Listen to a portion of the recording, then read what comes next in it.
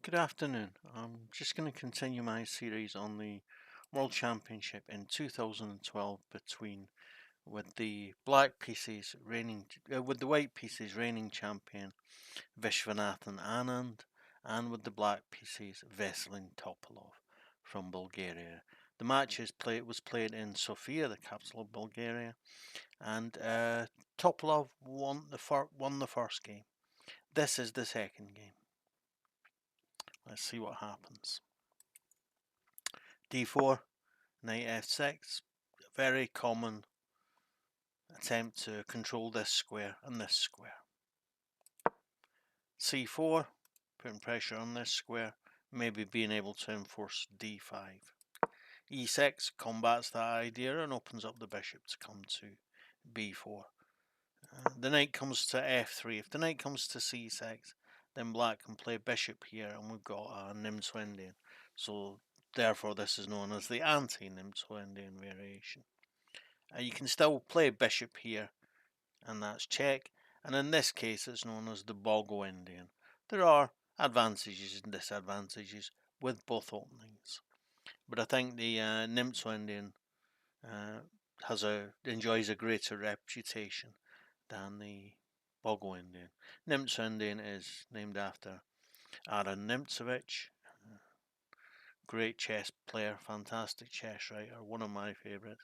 And the Bogo-Indian is named after Yefim Bugolyubov, someone who was twice challenged Alexander Lyakin for the World Championship in 1929 and 31, I think. 1929 was the last time there was checkmate in a World Championship game. But we'll come to that eventually when I'm finished with all the previous World Championships. All the World Championships which came after, all the previous if you're following my World Championship series in Norwegian. Anyway, that's quite enough wittering despite my name. So, d5. It challenges the centre immediately. G3, it looks like he's given away a pawn here. But this pawn is really, really difficult to keep. And therefore, it is often said that the queen's gambit isn't really a gambit because it's really, really difficult to keep the pawn. The idea with this opening, the Catalan, is that the bishop is very powerful. You don't need the bishop to win back this pawn. It's usually won back with either the knight or the queen. Why not just take the time to put your bishop on a powerful square, which if this diagonal opens, that bishop will be really good. So the pawn is taken, and there's no rush to get it back. But as with all openings, there are advantages and disadvantages. The disadvantage of the Catalan opening is that it takes time to regain this pawn. And theoretically, whilst you're using your time to try and regain that pawn, black can be doing other positive things. So, pawn comes to a6. This is to have open the possibility of playing pawn to b5 to support the extra pawn. This is a move filled with risks, as you can imagine, with the possibility of playing, for example, knight e5 and exposing an attack on the rook. And he plays knight e5 immediately so that the pawn cannot be pushed. c5 to attack the pawn. Knight e3 and c takes d4. And he takes back with the knight. So black has still got an extra pawn. It's this pawn in the middle. He's definitely behind in development. White has 3 pieces developed. These 2 knights are particularly good. The bishop is very good. Is it enough compensation for the pawn? Will white be able to win the pawn again? Let's see. Black develops a piece and defends the pawn at the same time. And both sides castle. Bishop comes to d2. Yeah. And the knight comes to d5. Rook comes to c1, so that there are some ideas of playing knight here and picking up the bishop. So the knight comes to d7 to defend the bishop. And the knight comes to d3 to threaten the bishop. Bishop retreats all the way to a7, a very safe square. But Anand plays bishop to a5 and threatens the queen. Excellent, excellent square for the bishop, even though it seems a bit out of the way. It makes the queen have to do things. And the queen comes to b3 to influence the b7 pawn and to, have the queen on a better square. Vishy is now finished with his development and is in the middle game. So he proposes a queen trade. Topalov agrees. Now you might think that you would play knight takes and keep the structure together, but you don't, because you want to keep exerting influence on this square. And so you take with the pawn. That's the theory. And I think if we just take a quick look at the analysis, then it says you should take with the knight. Okay, well, never mind. Slight advantage to black. Half a pawn. Nothing to write home about. So knight 7 to f6. In this case, you have to write knight 7 till f6 since they're both on the d line. So knight 7 to f6 is the only way to differentiate between the two knights, because they both would be knight d to f6. So knight 7 to f6. Disambiguation, as it's called. The knight c, see there, you write knight c to e5 because you've got a knight on the c and the d file that can go to e5. You can write, you could have written there also knight 4 to e5 because it was the only knight on the 4th rank, but for some reason folk prefer if you write the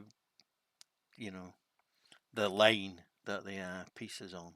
I don't know why, but Anyway, the rook comes to e8 and rook comes to b2, c2, threatening a rook doubling. There might be some possibilities of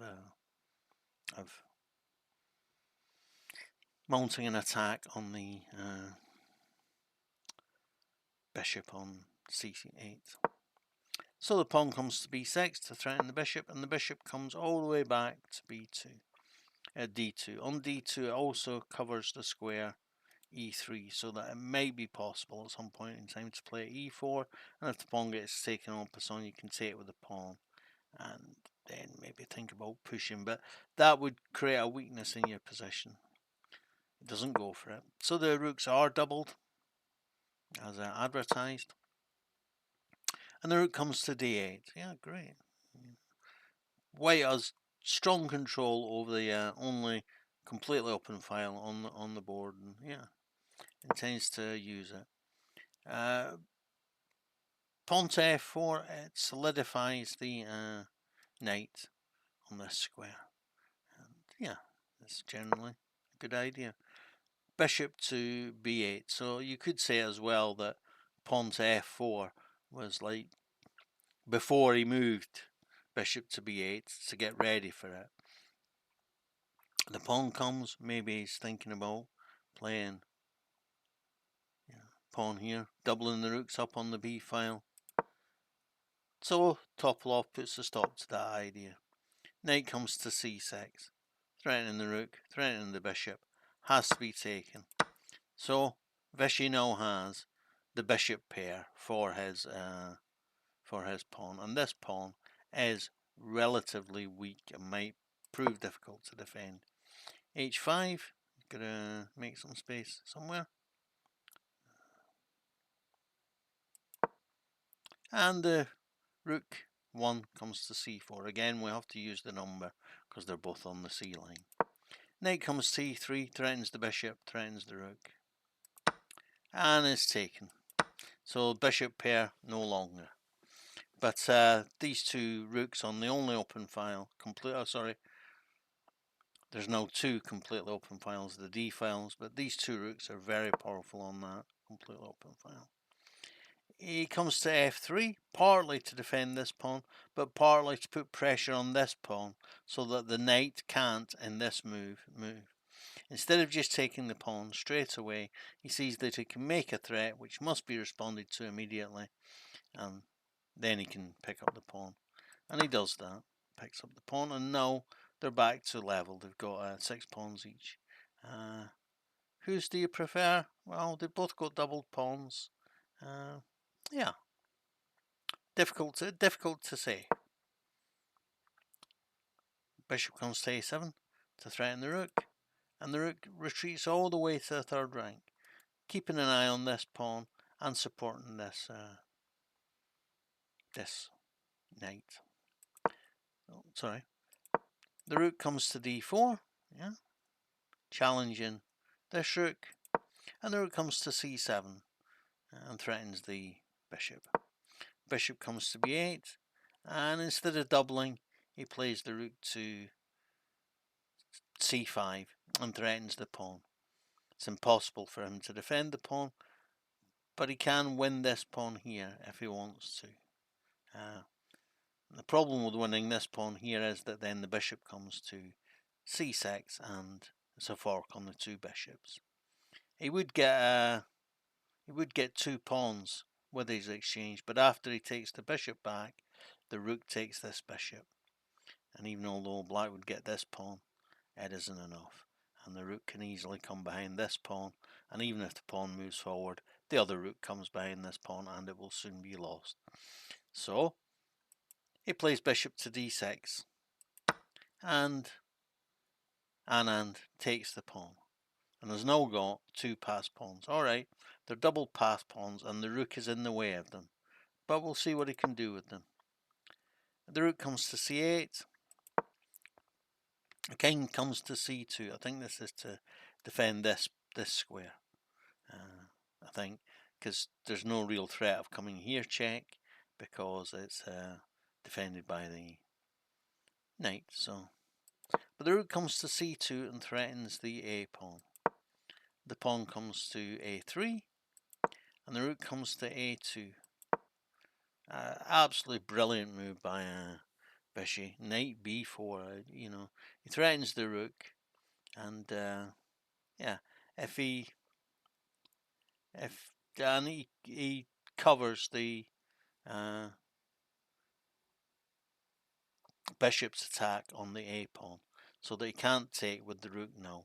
So he has to take with the bishop, but then Vishy takes back, and suddenly he's got 2 passed pawns, and both are protected by the rooks. One in front, okay, not ideal, but one behind, perfect. So the pawn comes forward. He's willing to give up this pawn and trade the rooks, and then be in a situation with 5 against 5, but there isn't any doubt about who's winning this. The rook takes, and the rook takes, and the bishop takes, pawn takes, pawn comes to b6, rook goes to a8, pawn comes to b7, king has to go behind. The king attacks the pawn on e3, the pawn comes to d4, and the king comes to e4, and will take this pawn and then come here, and it will be here in 1, 2, 3, 4 moves, and the king will be here in the black king will be here in 1, 2, 3, so it can cut him off, but it doesn't matter because the king gets to here, and then the rook can come to here, and whilst the king defends the pawn, and a new queen will be got. So there's nothing left for Topalov to fight for. A really thoroughly good performance by Anand. A great way to strike back, and I just think knight b4, great move. I really, transforms the position from a situation where they both got a little bit awkward pawns that are difficult to defend, to where suddenly Anand has great pawns that are easily defended, and yeah, just transforms the situation. Yeah, don't forget to like, share, comment and subscribe to my channel. Thanks. Bye.